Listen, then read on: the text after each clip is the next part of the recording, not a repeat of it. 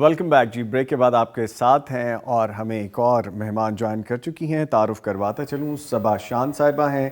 یہ بھی پچھلے 9 سال سے النور انٹرنیشنل سے وابستہ ہیں اور ایبٹ آباد, پشاور, گوجرانوالہ, سکھر میں اپنی سروسز دے چکی ہیں اور اب یہ ریسنٹلی ٹرکی موو ہونے والی ہیں. ان کو بھی ویلکم کریں گے. جی السلام علیکم. وعلیکم السلام ورحمۃ اللہ. خیریت سے ہیں آپ؟ جی الحمدللہ, اللہ تعالیٰ کا شکر ہے. ماشاءاللہ. پاکستان بھر تو آپ نے گھوم لیا اور اب آپ پاکستان سے باہر جا رہی ہیں اور خاص طور پہ دین کے حوالے سے کام کرنے جا رہی ہیں, تو میں ایڈوانس میں ہی آپ کو مبارکباد دوں گا.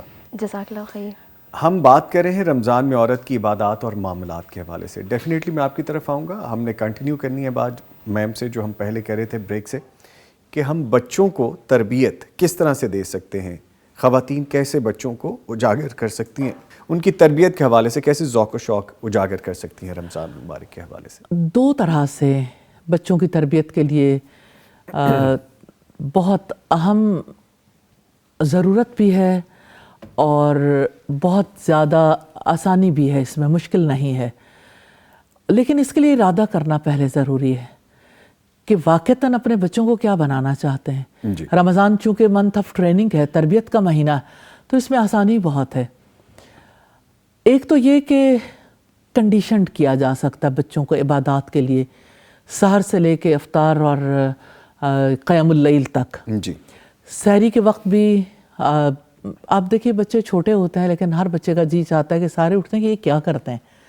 ان کے اندر ایک وہ سیکنگ سپرٹ ہوتی ہے نا, تو وہ جاننا چاہتے ہیں کہ اس ٹائم پہ کیا ہوتا ہے, اور ہر ایک سے کہتے پائے جاتے ہیں کہ ہمیں بھی موقع دیں, ہم بھی روزہ رکھیں گے. جی. تو سحری کے اوقات میں انہیں ساتھ شامل کرنا چاہیے, انہیں پہلے ایجوکیٹ کرنا چاہیے, بتانا چاہیے کہ ہم سحری کے وقت کیوں اٹھتے ہیں اور سحری کے وقت روزہ کیسے رکھتے ہیں اور روزے کیوں رکھتے ہیں. اور یہ اسی طرح سے پھر یعنی دیگر اپنی مصروفیات کے ساتھ جب آپ تلاوت کرتے ہیں تو انہیں تلاوت میں ساتھ شامل کرنا, گھر میں تلاوت لگانا, پھر اسی طرح سے دعاؤں کے ساتھ دعائیں کروانا, نماز کے ساتھ نماز پڑھوانا. یہ بہت چھوٹے بچوں کے لیے. لیکن جو بچے بڑے ہیں ان کو بھی رمضان میں زیادہ شعور دلایا جا سکتا ہے. اور اگر خود ماں ایجوکیٹڈ نہیں ہے تو ایسا ہو سکتا ہے کہ یعنی ایسی جگہوں پر لے کے جائیں, اور ایسے یعنی اب تو یوٹیوب چینل سے مختلف جگہوں سے آپ ایسی چیزیں ڈاؤن لوڈ بھی کر سکتے ہیں, ڈائریکٹ بھی دیکھ سکتے ہیں. ویلکم رمضان کے حوالے سے بچوں کو تربیت دیں, سونے جاگنے کے حوالے سے, اور پھر افطار کے وقت بھی, افطار کے بالکل. وقت تو خصوصی مجالس رکھنی چاہیے. سحری کے وقت بھی کہ گھر والے اس حوالے سے آپس میں بات چیت کریں. پھر یہ ہے کہ جیسے افطار کے وقت خصوصی طور پر دعا کا وقت رکھیں. مجھے لگتا ہے وہ سائلنس پیریڈ یا وہ دعا کا وقت بنائے یا وہ تلقین کا وقت بنائے, یعنی رسول اللہ کی احادیث, قرآن مجید کا کچھ حصہ اور پھر ساتھ میں دعا. یہی دراصل ڈیوائن کنیکشن کے لیے, اللہ سبحانہ تعالیٰ سے مضبوط تعلق کے لیے بہت اہم وقت ہوتا ہے. پھر افطار کا جو وقت ہے, افطاری میں تو سب بچے انجوائے کرتے ہی ہیں, لیکن قیام اللیل کے لیے ساتھ مساجد لے کے جانا, یہ سب چیزیں بچوں پہ اثر انداز ہوتی ہیں. یہ ایک پہلو ہے. اب دوسرا پہلو یہ ہے کہ اگر والدین پلان کریں کہ بچوں کو شکر سکھانا ہے, صبر سکھانا ہے. اگر ہم اسلامی طرز زندگی کو دیکھیں, 2 بنیادی خصوصیات ہیں جن کی ڈیمانڈ ہے. اگر یعنی کوئی نعمت ملے تو شکر ادا کرنا, اور اگر کسی سے محروم ہو جائیں تو صبر کرنا. افطار کا وقت محرومی کے بعد پا لینے کا وقت ہے. آپ سارا دن بھوکے پیاسے رہتے ہیں, وہ پانی جو آپ ہر وقت پیتے رہتے ہیں آپ کو احساس ہی نہیں ہوتا. روزہ کھولتے وقت جتنی پانی کی قدر آتی ہے عام حالات میں نہیں آتی. اور میں نے دیکھا ہے کہ وہ لوگ جو کبھی شکر ادا نہیں کرتے, ان کے دل سے بھی شکر نکل رہا ہوتا ہے, بے شک, زبان سے بھی یعنی وہ اس کا اظہار کرتے نظر آتے ہیں. کیفیت فرق ہوتی ہے. اپنے بچوں کو شکر گزاری سکھانا یہ ہماری پرائم رسپانسبلٹی ہے, پہلی ذمہ داری ہے. اپنے بچوں کو صبر سکھانا ہماری پہلی ذمہ داری ہے. وہ جو بنی اسرائیل کے بارے میں ملتا ہے نا کہ اللہ سبحانہ تعالیٰ سے انہوں نے کہا تھا لن نصبر علی طعام واحد، ہم ایک کھانے پہ ہرگز صبر نہیں کر سکتے. تو اگر ہم اپنے پورے دسترخوان سجائیں اور ہر بچہ یہ کہے کہ میری پسند کا تو فلاں چیز بھی نہیں اور فلاں بھی نہیں، تو یہ صبر سے کھانا نہیں ہے، بے صبری سے کھانا ہے. تو یہ کیا، یعنی یہ ہمارا کیا طرز عمل ہے کہ ہم رمضان ہی میں بچوں کو بے صبری سکھا دیتے ہیں.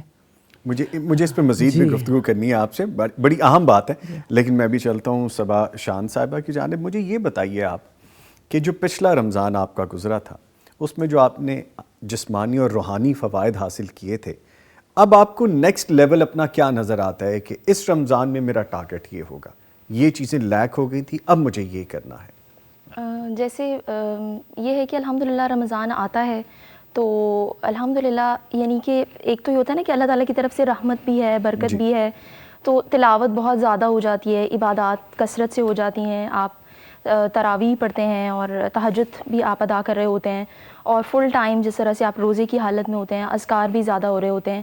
اور ابھی جیسے استاذہ بچوں کے حوالے سے بات کر رہی تھی نا، تو مجھے یہ لگتا ہے کہ جب آپ بچپن میں یہ چیزیں پریکٹس کر لیتے ہیں کہ آپ کے والدین آپ کو سحری میں شامل کر رہے ہیں، افطار میں شامل کر رہے ہیں، اور آپ انہیں دیکھتے ہیں، آپ اپنے بڑوں کو دیکھتے ہیں کہ وہ تلاوت کر رہے ہیں، وہ چیزیں آپ کے ان بلٹ میں چلی جاتی ہیں. تو اب جیسے جیسے یعنی کہ بچپن سے یہ سلسلہ رہا، بڑے ہوتے ہیں، ہر نیا سال آتا ہے. اس دفعہ بھی جیسے میں بہت زیادہ ان دنوں میں دعائیں کر رہی تھی کہ یا اللہ یعنی کہ ایمان میں یہ رمضان جو ہے وہ بہت آگے لے جانے والا ہو، اور اللہ تعالیٰ یعنی کہ بہترین طریقے سے اس کو گزارنے کی توفیق بھی عطا کریں. اور یہ ہے کہ میکسیمم تلاوت بھی ہو اور باقی سارے معاملات بھی الحمدللہ. تو باقی یہ ہے کہ الحمدللہ استاذہ کی جب صحبت بھی رہتی ہے، جیسے لاسٹ رمضان استاذہ دورہ قرآن کرا رہی تھیں تو ہم شامل تھے استاذہ کے ساتھ الحمدللہ، تو وہ بہت زبردست تھا پچھلا رمضان. یعنی کہ ابھی نیکسٹ ٹارگٹ آپ کا اس سے بھی زیادہ جو آپ نے پچھلے سال کیا تھا. ڈیفینیٹلی. ٹھیک ہے میم، آپ کی جانب میں دوبارہ آؤں گا، ہم بات وہیں سے جوڑیں گے. ٹھیک ہے، ایک لائیو کالر ہیں جی، پہلے وہ لے لیتے ہیں، پھر گفتگو کا سلسلہ جوڑتے ہیں. جی السلام علیکم. وعلیکم السلام. جی کون صاحبہ ہیں، کہاں سے ہیں؟ جی میں سائمہ شاہد بات کر رہی ہوں لاہور سے. جی فرمائیے میری بہن، کیا پوچھیں گی آپ؟ جی میں یہ پوچھنا چاہتی ہوں کہ رمضان میں یا جو آنے والے رمضان اس میں خواتین میں بیٹھنا گھر زیادہ افضل ہے یا مساجد میں جا آپ پہ بیٹھنا زیادہ افضل ہے؟ اچھا جی ٹھیک ہے، آپ کے کال کرنے کا بہت شکریہ. ابھی جواب لیتے ہیں میم. اعتکاف میں گھر میں بیٹھنا زیادہ افضل ہے یا مساجد میں جا کے؟ اعتکاف مسجد کی عبادت ہے، اس کا گھر سے تعلق نہیں ہے. جیسے آپ گھر بیٹھ کے عمرہ نہیں کر سکتے، حج نہیں کر سکتے اپنے علاقے میں، آپ کو یہاں سے جانا ہی ہے. اسی طرح سے قرآن حکیم میں اعتکاف کرنے کے بارے میں یہی آتا ہے کہ وَأَنْتُمْ عَاكِفُونَ فِي الْمَسَاجِدِ، کہ جب تم مسجدوں میں اعتکاف کرنے والے ہوتے ہو. رسول اللہ کا گھر مسجد میں تھا، آپ کی ازواج مطہرات کے حجرے تھے، لیکن وہ اپنے حجروں کے اندر اعتکاف میں نہیں بیٹھتی تھیں، ان کے خیمے بھی مسجد کے اندر لگائے جاتے تھے. تو اعتکاف کے لیے یہ بات ضرور ذہن میں رکھنی چاہیے کہ یہ گھر کی عبادت نہیں ہے. اور اگر کوئی یعنی گھر میں بیٹھنے کی اجازت دیتا ہے تو ہمارا دین ایسا تھوڑی ہے کہ اس کی میں اجازت دے دوں، کوئی اور اجازت دے دے. اللہ سبحانہ تعالیٰ نے اپنے رسول کے توسط سے جو طریقہ کار مقرر کیا ہے ہمیں اسی کو اختیار کرنا چاہیے، اسی میں برکت ہے. ٹھیک ہے. کیونکہ مسجد میں آپ دیکھیے قیام اللیل میں آپ شامل ہوتے ہیں، 5 نمازیں آپ ادا کرتے ہیں اور آپ ہر طرح سے کٹ آف ہو جاتے ہیں نا. اعتکاف کا اصل مقصد بھی ہے نا جم کر بیٹھنا، تو اللہ سبحانہ تعالیٰ کے لیے بیٹھنا ہے، اور اس میں اور دوسری مصروفیات نہیں کٹ آف آپ کر سکتے جب تک کہ آپ اپنے گھر اور اپنے کاروبار اپنے باقی اسے کٹے نہ. ٹھیک ہے، ہم بات وہیں پہ جوڑتے ہیں. بچوں کو ہم اگر یہ سکھائیں گے کہ ان کو یہ بھی کھانے کو مل جائے، یہ بھی مل جائے، یہ بھی مل جائے افطار میں، اور جب نہ ملے تو کہیں کہ مجھے تو وہ ملا نہیں، تو وہ صبر ان کو نہیں ملے گا، بلکہ الٹی ان کی اپنی ایک پریکٹس شروع ہو جائے گی. اس کے ساتھ یہ بھی میں پوچھنا چاہوں گا کہ جب ہم صیام کی بات کرتے ہیں، اس مہینے کی بات کرتے ہیں، یہ کم کھانے، کم سونے اور سارے معاملات کو اللہ کی طرف رجوع کرنے کا مہینہ ہے، جبکہ ہم اس کے الٹ کرتے ہیں. پکوڑے، سموسے، کھانے پینے کی چیزیں اور دہی بھلے، فروٹ چاٹ اور یہ چیزیں زیادہ شروع ہو جاتی ہیں. کھانا پینا زیادہ شروع ہو جاتا ہے، ہمارا سونا زیادہ شروع ہو جاتا ہے کہ ٹائم ہے ابھی نماز میں کچھ دیر مزید سو لیں. تو یہ اس کے الٹ نظر آتا ہے، چاہے آپ مرد ہیں چاہے خاتون ہیں. اس حوالے سے کیا کہیں گے؟ بنیادی بات یہ ہے، میں سمجھتی ہوں کہ سوسائٹی کو ایجوکیٹ نہیں کیا گیا جس طرح سے ایجوکیٹ کرنے کا حق ہے. تعلیم دینی ضروری تھی اور ضروری ہے اور رہے گی، اور اس کا تذکرہ کرنا ضروری ہے. مسلسل یہ عمل جاری رہنا چاہیے. بات یہ کہ یہ روزوں کا مہینہ نہیں، قرآن کا مہینہ ہے. جی روزے تو قرآن کے لیے رکھوائے گئے، اور روزے کی وجہ سے بڑی سہولت ہے. جی کیونکہ میل مینجمنٹ ہو گئی، سلیپ مینجمنٹ، آپ کا سونا کم ہے، آپ کا کھانا کم ہے. لیکن ہمارے یہاں چونکہ اس بارے میں ایک کانسیپٹ بلٹ نہیں ہوا لوگوں کو اس بارے میں شعور نہیں ہے، جس کی وجہ سے لوگ کھانے کی طرف توجہ کرتے ہیں، سونے کی طرف توجہ کرتے ہیں، وقت بہت سارا ہو جاتا ہے. اس وقت کو گزارنا مشکل ہوتا ہے، جس کی وجہ سے لوگ گوسپ زیادہ کرتے ہیں. لوگ جو ہیں وہ اس دوران یعنی میڈیا سے زیادہ استفادہ کرتے ہیں. سارا دن میڈیا یعنی سوشل میڈیا ہو یا کسی بھی قسم کا میڈیم میں وہ زیادہ یوز کیا جاتا ہے، زیادہ ان کی مصروفیت رہتی ہے. ٹھیک ہے.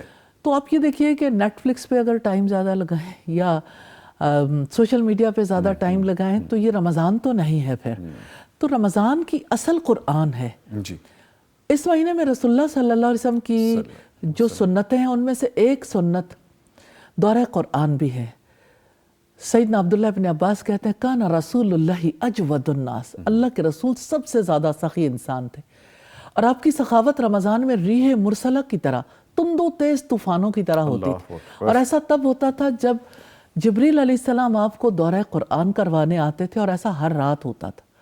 تو آپ صلی اللہ علیہ وسلم جتنا حصہ وحی کا اتر چکا ہوتا تھا اس کو ریوائز کرتے تھے سیدنا جبریل علیہ السلام کے ساتھ.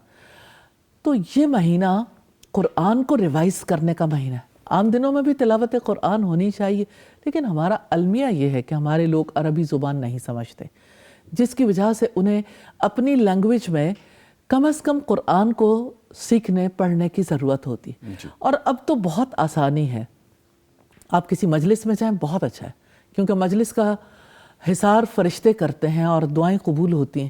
لیکن آپ گھر کے اندر مجالس منعقد کیجئے اپنے بچوں کے ساتھ، اپنے گھر کے دیگر افراد کے ساتھ، اور قرآن کو ضرور پڑھیں، قرآن کو سنیں، اور دورہ قرآن کرنا بہت ضروری ہے. اور اب تو کتنے چینلز ہیں جو دورہ قرآن دیں گے، کتنے سوشل میڈیا چینلز کے تھرو دورہ قرآن آئیں گے.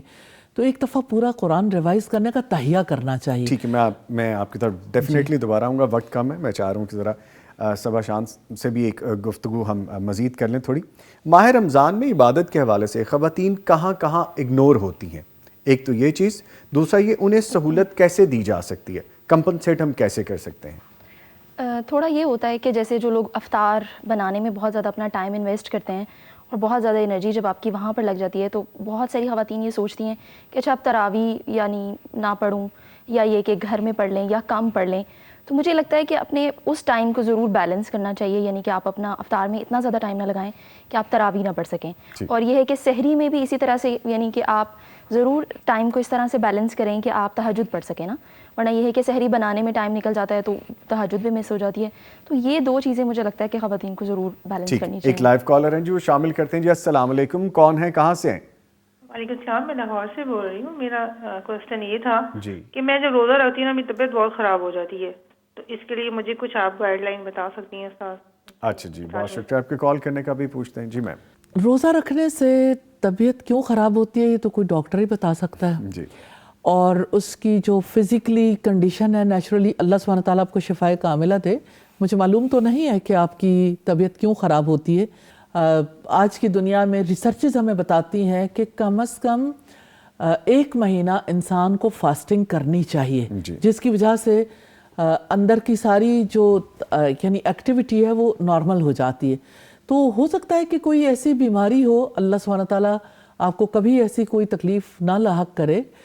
لیکن یہ کہ اگر ایسا سلسلہ کہ بھوک برداشت کرنا مشکل لگتا ہے تو اس بات کو سوچئے کہ کس کی خاطر بھوک برداشت کرنی، کس کی خاطر پیاس برداشت کرنی. یہ تو ایک ٹیسٹ ہے، یہ تو ایک ذائقہ ہے جو ڈیولپ ہو سکتا ہے. تو آپ اگر کوئی خاص ایسا سلسلہ نہیں ہے اور روزے کو برداشت کرنا مشکل لگتا ہے، بھوک برداشت کرنا مشکل لگتا ہے، تو جس کی خاطر آپ بھوک برداشت کریں گی وہ اجر بھی تو بے شمار دینے والا ہے.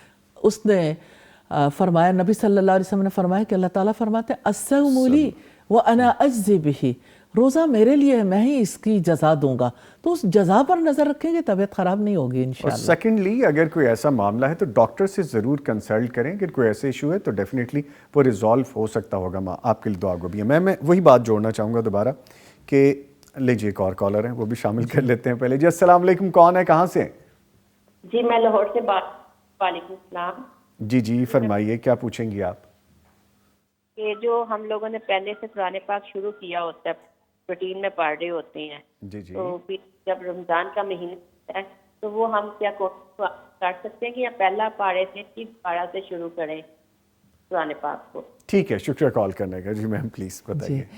ایسا ہے کہ جب عید آتی ہے تو آپ پہلے والے کپڑے بھی پہن سکتے ہیں, لیکن یہ ہے کہ نئے کپڑے آپ بناتے ہیں اس وجہ سے کہ آپ کو خوشی ہوتی ہے, تو آپ پہلے والا بھی جاری رکھیں, اس کو بھی ختم کریں اور نیا بھی آپ شروع کریں. صحابہ کرام تو ہفتے میں ایک دفعہ, عام دنوں میں ہفتے میں ایک دفعہ قرآن کمپلیٹ کر لیتے تھے, اور اگر بہت کسی کے لیے مشکل ہوتا تو وہ 2 ہفتے میں پورا قرآن کمپلیٹ کرتے تھے عام دنوں میں, اور رمضان میں اس سے زیادہ. تو رمضان میں کم از کم یعنی ایک دن میں ایک پارہ تو خیر میں نہیں کہتی, لیکن کم از کم اس سے زیادہ پڑھنا چاہیے. اور مشکل نہیں ہے کہ اگر آپ اسے تقسیم کر لیں, کوئی قرآن مارننگ کا ہے فجر کے وقت, کوئی ظہر کے وقت لوگوں کے پاس اچھا خاصا ٹائم ہوتا ہے, اور ظہر سے پہلے بھی بہت ٹائم ہوتا ہے, تو اس ٹائم پہ وقفے کے ساتھ اگر قرآن پڑھیں گے, کچھ وقت میں ذکر کر لیں, کچھ وقت میں نوافل ادا کر لیں, تو بڑی اچھی ایکٹیویٹی ہے. ان دنوں میں اشراق کی بھی عادت ڈالنی چاہیے. جی ٹھیک ہے. اچھا میں وہ جو بات ہم کہہ رہے تھے کہ جیسا ابھی بھی آپ ہماری بہن کے سوال کا جواب دے رہی تھی, میں نے اکثر دیکھے کہ جب فراغت ہوتی ہے تو تب میں نے لوگوں کو دیکھا رمضان میں کہ قرآن پڑھ رہے ہوتے ہیں. کیا میں ایسا کر سکتا ہوں کہ اگر ڈرائیور گاڑی ڈرائیو کر رہا ہے اور میں قرآن پاک پڑھنا چاہتا ہوں تو میں وہاں پہ پڑھتا رہوں؟ اگر آفس میں مجھے نماز کے بعد وقت میسر ہے میں وہاں پڑھ سکتا ہوں, یا اگر کوئی ایسی جگہ ہے میں ٹریول کر رہا ہوں تو میں وہاں پہ قرآن پاک پڑھ سکتا ہوں؟ خاص طور پہ رمضان المبارک کے حوالے سے بتائیے. میں رمضان اور غیر رمضان دونوں کے حوالے سے یہ سمجھتی ہوں کہ گاڑی میں وقت ملتا ہے ضرور قرآن پڑھنا چاہیے, سننا چاہیے, اور اس سے افضل کیا کام ہو سکتا ہے. اگر آپ کو کسی اور جگہ پہ ورک پلیس کے حوالے سے, تو لیکن میں کہنا چاہتی ہوں کہ آپ کا جو ورک ہے نا وہ امانت ہے. مثال کے طور پر ہم اس وقت بیٹھ کے تلاوت نہیں کر سکتے کیونکہ ہمیں آپس میں گفتگو کرنی ہے, اور یہ ہم سمجھتے ہیں, لیکن آفیسز میں, سکولز, کالجز میں, ڈفرینٹ ڈپارٹمنٹس میں, بزنس پلیسز پہ, خاص طور پہ جو لوگ جاب کرتے ہیں انہیں موقع ملتا ہے کہ اب اس وقت پہ کوئی اور کام نہیں ہے تو چلو اس وقت پہ قرآن پڑھ لیں, لیکن وہ وقت تو امانت ہے. اس وقت میں آپ نے رسپانسبلٹی نبھانی ہے. ہاں بریک ٹائم آپ کا اپنا ہے. ایگزیکٹلی, جیسے بریک ٹائم میں نماز کے لیے آپ کو 20 منٹ کی بریک ہے, 10 منٹ میں آپ نے نماز پڑھ لی, 10 منٹ میں آپ پڑھ سکتے ہیں. ٹھیک ہے, یہ اس میں ہو سکتا ہے. ٹھیک ہے, میں چاہوں گا کہ اس کو کنکلوڈ کر دیجئے کیونکہ مجھے پروگرام ختم بھی کرنا ہے. کوئی میسیج اس حوالے سے آپ دینا چاہیں, پھر اس کے بعد مجھے اینڈنگ کرنی ہے. رمضان برکتوں والا مہینہ ہے, رحمتوں کا مہینہ ہے. رمضان قرآن کا مہینہ ہے. رمضان کی آمد پر جنت کے دروازے کھول دیے جاتے ہیں, جہنم کے دروازے بند کر دیے جاتے ہیں, سرکش شیاطین کو جکڑ دیا جاتا ہے. ایک منادی پکارنے والا ندا دیتا ہے, اے نیکی کے طلبگار آگے بڑھ, ارے برائی کے طلبگار باز آ جا. کتنا اچھا چانس ہے. اللہ سبحانہ تعالیٰ کی طرف سے یہ خیر و برکت والا مہینہ ہے جو بہت کم دن رہ گئے, ہمارے قریب ہے. آگے بڑھ کر اس کا استقبال کریں. چاند بھی ضرور دیکھیے گھر والوں کے ساتھ, اور عید کا چاند دیکھنے تک اس وقت سے خوب نفع اٹھائیے. قیام اللیل کا بھی, دورہ قرآن کا بھی, تلاوت قرآن کا بھی. ذکر کو زیادہ پلان کریں. جب آپ پلان کرتے ہیں کہ آج میں نے فلاں وقت میں اتنا ذکر کرنا ہے, اس کی وجہ سے آپ کے لیے ذکر کرنا پاسبل ہو جاتا ہے. اور اگر آپ پلان نہیں کرتے, ارادہ نہیں کرتے, گول سیٹ نہیں کرتے, تو ذکر بھی نہیں ہو پاتا. اس مہینے میں کچھ نہ کچھ حصہ قرآن حکیم کا یاد کر لیجئے. حدیث رسول پڑھیے, سیرت پڑھیے. آپ کسی جگہ پر جہاں پہ مجالس منعقد ہوتی ہیں ان مجالس میں آپ شرکت کیجئے. آپ تراویح کے لیے نکلیے, قیام اللیل کیجئے, اپنے بچوں کی تربیت اچھی کیجئے. کھانے کو بہتر طریقے سے پلان کریں. اور کھانے کی بات میں ضرور کرنا چاہوں گی, جتنا زیادہ آپ ڈشز بڑھائیں گے اس کو سمیٹنا بھی اتنا ہی مشکل ہے. جتنا زیادہ آپ اس کے لیے ٹائم لگائیں گی, آپ کو ضرور دیکھنا ہے کہ اللہ سبحانہ تعالیٰ نے اس کھانے سے روکا تھا, मुस्तकिल तो नहीं रोका, लेकिन खाने से रोक कर वक्त से नफ़ा उठाने का मौका दिया, तो उस वक्त से नफ़ा उठाना चाहिए और उस वक्त से नफ़ा उठाइए, दुआएं कीजिए, सदका व खैरात कीजिए, भूखे की भूख मिटाइए, अफ्तार करवाइए और रिश्तेदारों को यानी इस मौके पर ज़रूर उनसे मुलाकातें भी कीजिए, उनका खाना, उनका इफ्तार, उसका ख्याल रखिए। ऐसे लोगों का जिनको अल्लाह सुब्हानहू तआला ने रिस्क में कमी दी है और उनका रिस्क आपके रिस्क में शामिल कर दिया है, उन तक राशन पहुंचाइए, उनकी ज़रूरियात को पूरा करने के लिए आगे बढ़ के कोशिश कीजिए, किसी बीमार की इयादत कीजिए, किसी ऐसे तकलीफ़ में मुब्तला इंसान की जिसका कोई आसरा नहीं, आप आगे बढ़ के उसकी मदद कीजिए। रमज़ान अल्लाह सुब्हानहू तआला से ताल्लुक़ का महीना है और अल्लाह की मखलूक के काम आने का महीना है। अल्लाह सुब्हानहू तआला के साथ ताल्लुक़ को तरोताज़ा कीजिए और इंसानों पर मेहरबान बन जाइए। अल्लाह सुब्हानहू तआला आप पर मेहरबान होगा। अर्राहिमूना यरहमुहुमुर रहमान, रहम करने वालों पर रहमान भी रहम करता है।